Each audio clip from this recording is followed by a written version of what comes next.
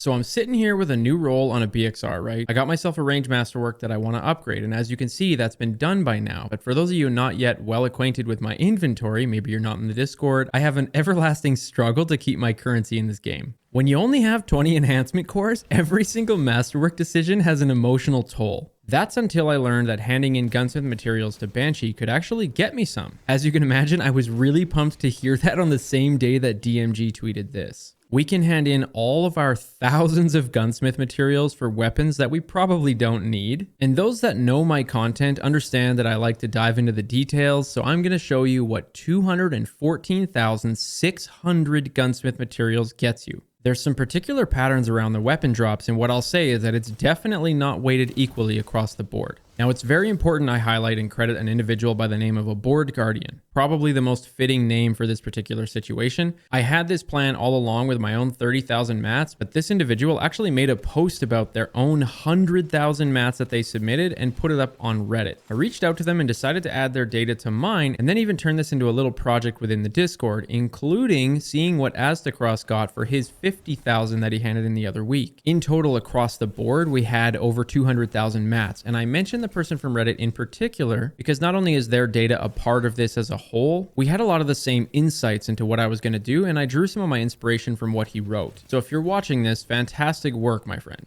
All right, to kick it off, here's what the loot pool looks like. I'm going to fly through a bunch of charts, so you can always just screenshot them if you're curious. Number one is where I plotted the drop rates in alphabetical order. That way you can just find the weapon that you're looking for out of the 2,146 that we had drop. It seemed wild that some of these were so high and others were so low. Like over 2,000 weapons should be a big enough sample size to kind of level things out, right? But if you rearrange the data by season, it becomes really clear. Season of the Worthy and Arrivals were from Shadowkeep, and they have way less weight to them in the drops. The chart is color-coded by season, but I also included a table on here just to help out. And if you look, you'll notice there's way more weapons from Shadowkeep in Banshee's pool. For that reason, I made a column called relative weight. And the way it works is that if it was 100%, it'd be flat, or even, if you will. You can see the weapons from Season of the Worthy are super rare, right? Like 38% when they should be 100%. On the flip side, we actually got way more weapons from Splicer than you would expect based on how many weapons there are in the pool. Next up, I thought, well, I wonder how the split looks like for primaries versus specials and heavy. Same deal here. I've color coded them from left to right in the graph, and it's pretty clear based on the relative weightings column that it's equal. We ended up getting what we would expect based on the distribution that exists in the loot pool. Since there's way more primaries in the pool, we ended up seeing more primaries. But as you know, those can be in different slots based on kinetic or energy. So then I sorted them out by that, and I kind of also included heavy on their own. Here's where I was actually pretty shocked at how low the kinetics were. Maybe I'm crazy, but based on how many there are in the pool, out of the 2,000 plus drops, we got a lot less of that compared to energy and heavy. My guess is that most of the particular kinetic drops were just from old or earlier seasons. And if you dig a little deeper and you look at specific elements, I decided to ditch those from the equation and just show arc, solar, and void. Quite a bit more arc. There's 16 in the loot pool compared to solar with 11 and void only 8. Then last but not least, I noticed that the distribution wasn't even on like weapon types, so I decided to sort it like that. Here's a graph where the blue is showing what we would have expected to get based on how many were in the pool. For example, there are 4 auto rifles in the pool and only 1 machine gun, so of course you would expect to get 4 times the amount of auto rifles than you would machine gun. The orange represents what we actually got versus the blue what we would have expected, but as we all know, the seasons clearly impact this. So that machine gun, for example, we only got 10 out of over 2,000 weapons, but that's because it's the Seraph Saw from Season of the Worthy. Now, I was originally going to show you what you should look for on the 49 weapons that you can get from here, but A, that'd be insanely long to cover, and B, a ton of great content creators have already done that. So I decided to just show you the 8 that I actually cared about getting as quickly as I can. And there's 2 really special rolls you should go for. All right, escape velocity is not the best 900 RPM out there. We all know about the multi-mock, or I guess the hero's burden, for example. But if you don't have a god roll multi-mock, this is seriously a very good contender. You want to maximize the zoom. People really sleep on hipfire grip. I like to max out the range and accurized in the masterwork. And then for the final column, I honestly find elemental capacitor kind of fun. I always just like to keep a roll on pretty much every weapon with this perk because it can be so game changing depending on what subclass that you run.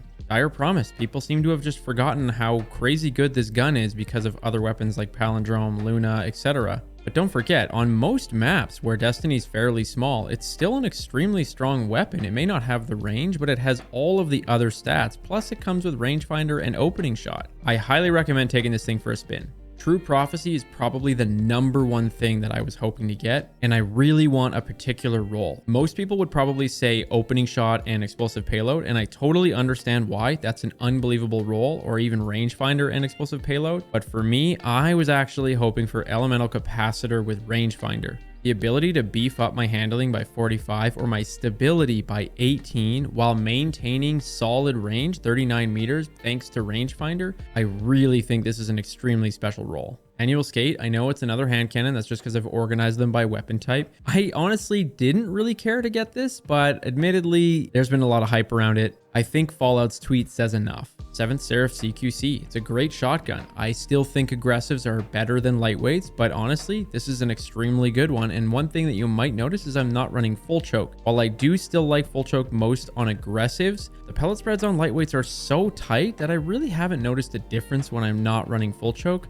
So I opt for barrel shroud or corkscrew or really anything. I just don't like rifled because of the handling hit. With the buff to quick charge these days, I also feel like I don't need quick draw and I'd opt for slide shot, but then I still really do like the snappiness of snapshot. Timeline's Vertex, this is something that everyone just picked up the other day probably, so you likely have an extremely good roll, but I still like to shop for the elemental capacitor roll because of how much it can change a weapon. When you run a void subclass and you pump the stability up on this thing, it reaches some unspeakable ranges for how many bolts still hit your opponent. Adaptives are a little bit tricky. If you get a charge time masterwork, I probably wouldn't go past, 3, 4, maybe 5. That'll still cover you for I think 4 resil and below. But honestly, I made an entire video on fusions altogether, so you'd be better off just watching that. Cartesian Coordinate is the other needle in a haystack. This one and True Prophecy were the two that I truly wanted out of everything. This right here is probably the most underrated weapon in Destiny. I like to run as much range and zoom as I can on the scope, and if you land a lot of stability on this thing, plus the combination of under pressure and high impact reserves, you will be blown away at how freaking good it is.